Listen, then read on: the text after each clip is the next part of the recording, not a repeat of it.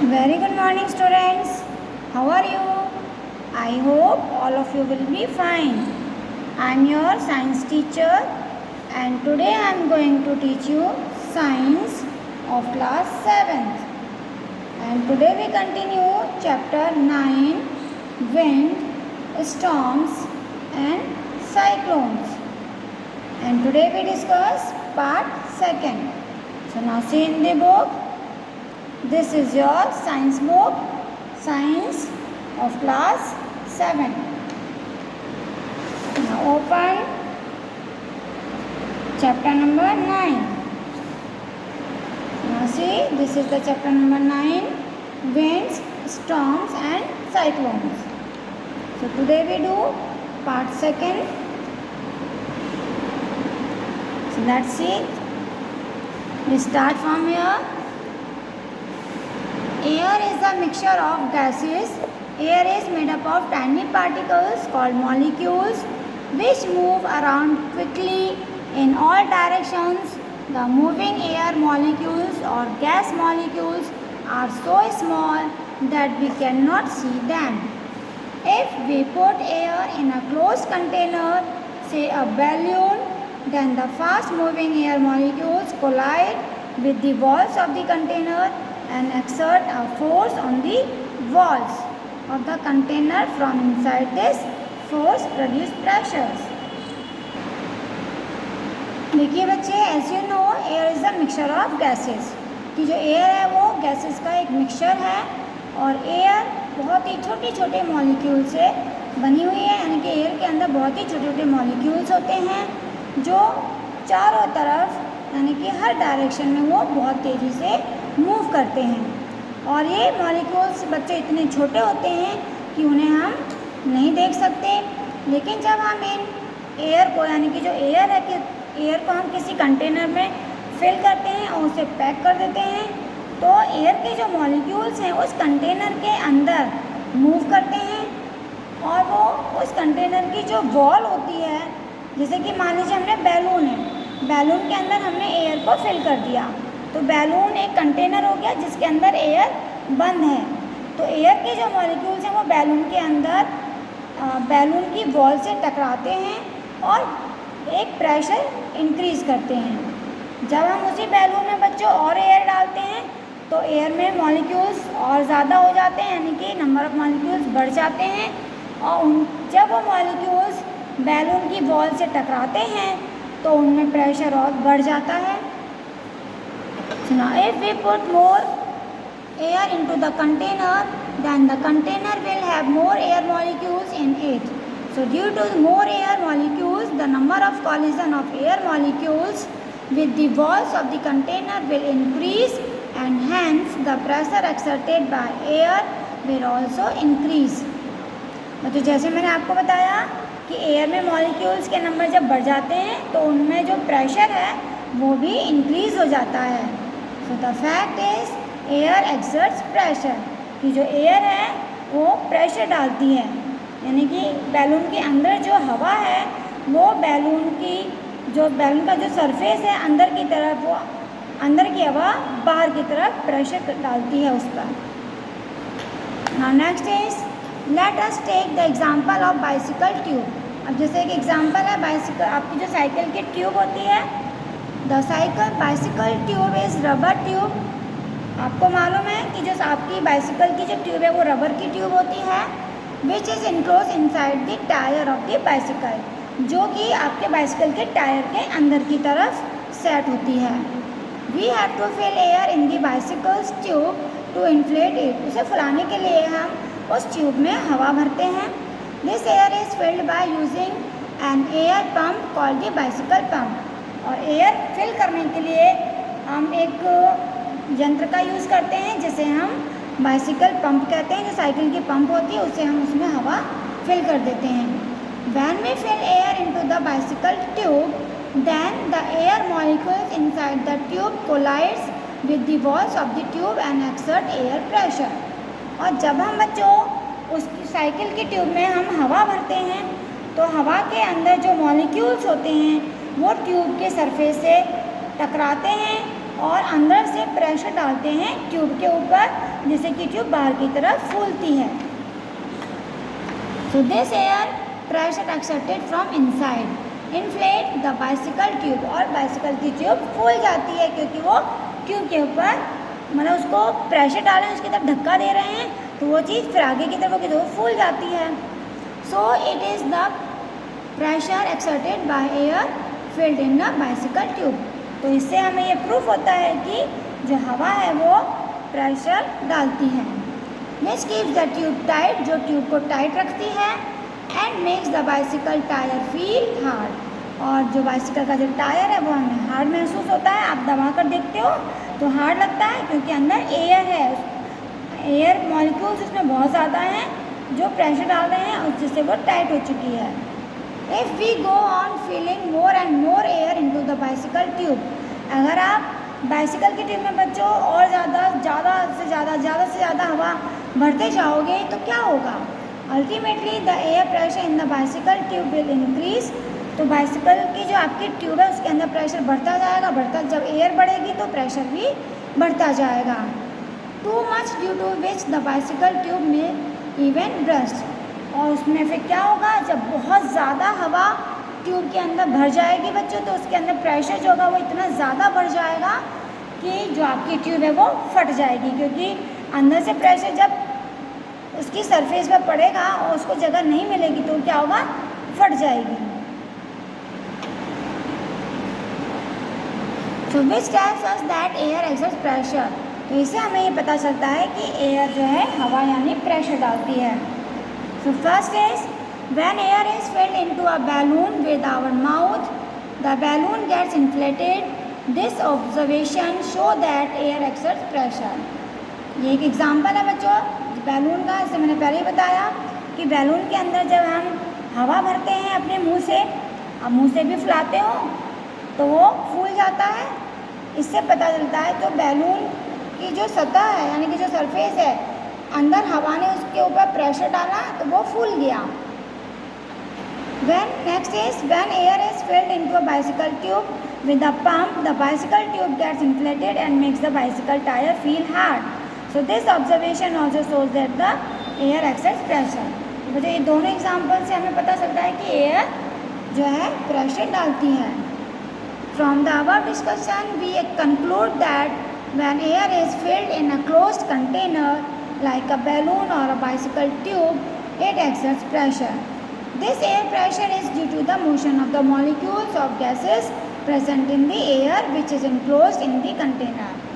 तो प्रेशर क्यों पड़ता है? क्योंकि बच्चों एयर के अंदर जो मॉलिक्यूल्स हैं जो मूव करते हैं उसकी वजह से उस कंटेनर पर प्रेशर पड़ता है। We will now describe another type of air pressure called the atmospheric pressure, which is due to the weight of air present in the atmosphere above the surface of the earth. तो इस तरह से बच्चों हमारी atmosphere में भी air होती है, तो जो एटमॉस्फेयर की एयर है वो जो भी ऑब्जेक्ट्स हैं उसके रास्ते में आता है वो उसके ऊपर अपना प्रेशर डालती है। The atmosphere contains a tremendous amount of air. हमारे एटमॉस्फेयर में बहुत ज़्यादा एयर है क्योंकि हमारे चारों तरफ एयर ही एयर है। एयर हैज़ वेट, एयर के अंदर वज़न होता है। So the atmosphere consisting tremendous amount of air has enormous weight. The weight of atmosphere और एयर अबव अस एक्सर्ट, तो इस तरह से हमारी एटमॉस्फेयर की जो एयर है वो हमारे ऊपर प्रेशर डालती है। Pressure on the surface of the earth and all the objects on the earth. This pressure is known as the atmospheric pressure. ये मैंने आपको पहले भी बताया है बच्चों कि जो हमारा एटमॉस्फेयर की जो एयर है वो जो भी बाहर चीज़ है हर ऑब्जेक्ट्स पर अपना प्रेशर डालती है, तो उसे ही हम एटमॉस्फेरिक प्रेशर कहते हैं। We can now say that the atmospheric pressure is the air pressure which is exerted by the weight of air present in the atmosphere above us. The magnitude of atmospheric pressure is very large. क्योंकि atmospheric pressure जो है वो बहुत ज़्यादा होता है। As we go to higher altitude, the atmospheric pressure acts in all directions, downwards, sideways and even upward. जब बच्चों हम जैसे ही ऊंचाई पर जाते हैं किसी ऊंची जगह पर, तो वहाँ पर जो उसका एटमॉस्फेरिक प्रेशर होता है वो चारों तरफ बढ़ जाता है, जैसे कुछ नीचे, कुछ साइड में, कुछ ऊपर की तरफ। We will now describe the crushing a tin can activity to show the existence of air pressure. Atmospheric pressure around us. This activity will also show that the magnitude of atmospheric pressure is very large. Tin can is vessel made of a thin and flexible metal sheet. An empty tin can has air inside as well as outside. It shows the air pressure or atmospheric pressure acting on the walls of an empty container.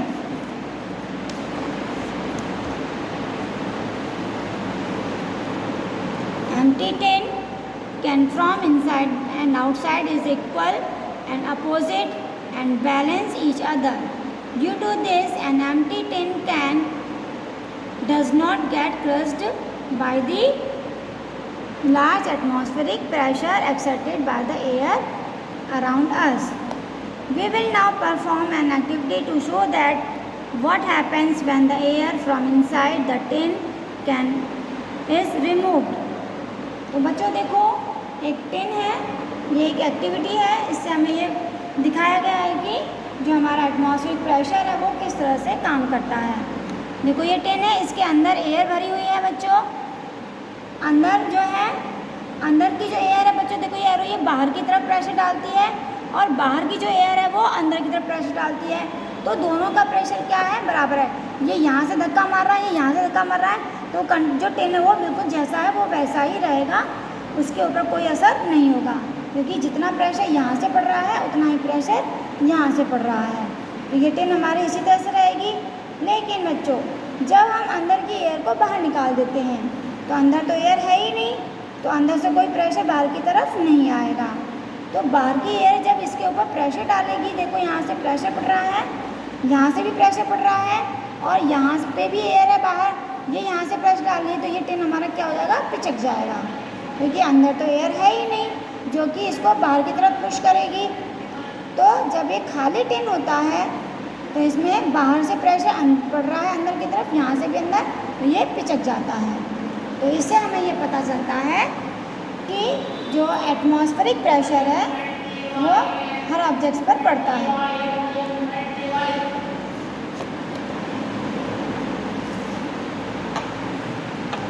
Yet another type of force is exerted by air when it start moving. Moving air is called wind. बच्चों, चलती हुई हवा को हम wind कहते हैं। And moving air exert a force or pressure on the objects on which strikes. और जब बच्चों हवा चलती है तो उसके रास्ते में जो भी कोई ऑब्जेक्ट आता है, कोई भी चीज़ आती है, तो वो उसके ऊपर उसका प्रेशर पड़ता है, मतलब वो उससे टकराती है और उसके ऊपर प्रेशर पड़ता है। तो an object which is moving is said to be possess kinetic energy. तो इस तरह से जब वो चीज़ मूव करती है तो उसमें काइनेटिक एनर्जी बनती है। तो the force exerted by the moving air, तो हवा के चलने से जो प्रेशर बनता है, तो exert pressure R S follow, तो अलग अलग टाइप्स के होते हैं। Now first is if the air around us is not blowing. अगर हमारे चारों तरफ की हवा बच्चों नहीं चलती, बिल्कुल शांत रहती है, जैसे हम कहते हैं ना, कह रहे हैं आज तो हवा चल ही नहीं रही है, बिल्कुल हवा मूव नहीं करती है। तो जब हमारे चारों तरफ की एयर मूव नहीं करती है, then we will find that the leaves of trees, flags and banners etcetera. तो हमें कैसे पता चलता है कि हवा नहीं चल रही है? पेड़ों की पत्तियों से, और जो झंडे होते हैं, मतलब जब कोई चीज़ नहीं हिलती है, तो do not move at all, they remain stand still. But when the air blows, then the leaves of trees, flags and banners start fluttering.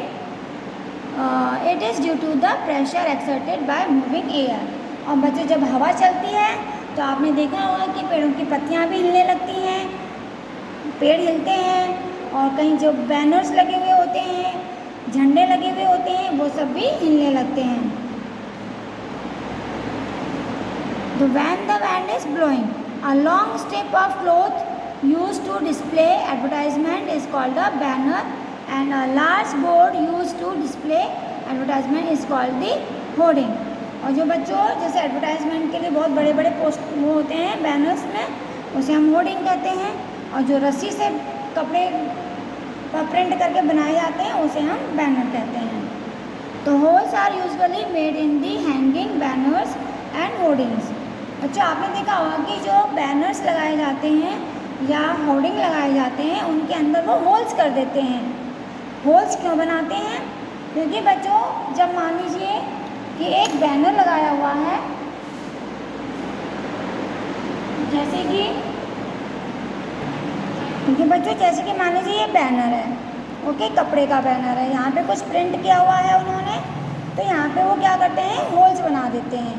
तो इनमें से वो इस रस्सी से इस तरह से इनको बांध दिए जाते हैं और ये होल्स होते हैं, इनके अंदर से एयर पास होती है। तो ये होल्स जो बनाए जाते हैं वो क्यों बनाए जाते हैं? वो इसलिए बनाए जाते हैं बच्चों कि जब एयर आती है और इसे टकराती है तो इन होल्स में से उसे जगह मिलती है, वो इस होल से बाहर निकल जाती है।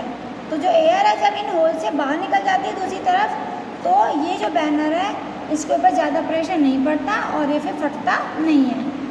अगर ये होल्स ना बनाए जाएँ तो ये वहीं पर फट जाएगा। तो होर्डिंग और बैनर्स में इसलिए होल्स किए जाते हैं। Now second is, while riding a bicycle we find that it is easier to move the bicycle forward if the wind is coming from out back side। जब बच्चों आप साइकिल चलाते हो तो आपने देखा होगा कि जैसे देखो ये बच्ची साइकिल चला रही है, इसकी साइकिल आगे की तरफ जा रही है। अगर हवा भी पीछे से आगे की तरफ आ रही है तो आपकी साइकिल जल्दी जल्दी आगे बढ़ती है, यानी कि आपको साइकिल चलाने में ईजी होता है, क्योंकि साइकिल और जो हवा है उसका जो डायरेक्शन है वो सेम डायरेक्शन, एक ही डायरेक्शन में दोनों जा रहे हैं। Because the blowing wind exert a force, क्योंकि बच्चों जो हवा है वो आपकी साइकिल को आगे की तरफ पुश करती है, क्योंकि यहाँ से हवा आती है तो साइकिल से टकराती है और जब इससे टकराती है तो इसके ऊपर प्रेशर डालती है और साइकिल अपने आप आगे बढ़ती है। तो इस तरह से जो हवा का प्रेशर पड़ रहा है साइकिल के ऊपर, उसकी वजह से इसकी स्पीड भी बढ़ रही है और आपको साइकिल चलाने में इजी हो रहा है।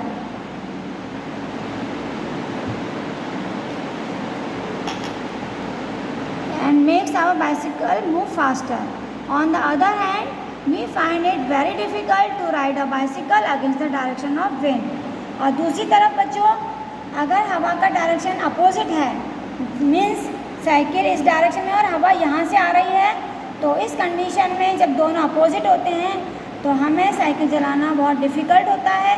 क्यों? क्योंकि आप तो साइकिल आगे की तरफ कर रहे हो लेकिन हवा यहाँ से साइकिल से टकराएगी और साइकिल को पीछे की तरफ पुश करती है, तो आप आगे की तरफ कोशिश करते हो और हवा पीछे की तरफ धकेलती है, तो उससे हमारी जो स्पीड है वो कम हो जाती है और साइकिल चलाने में हमें डिफ़िकल्टी महसूस होती है।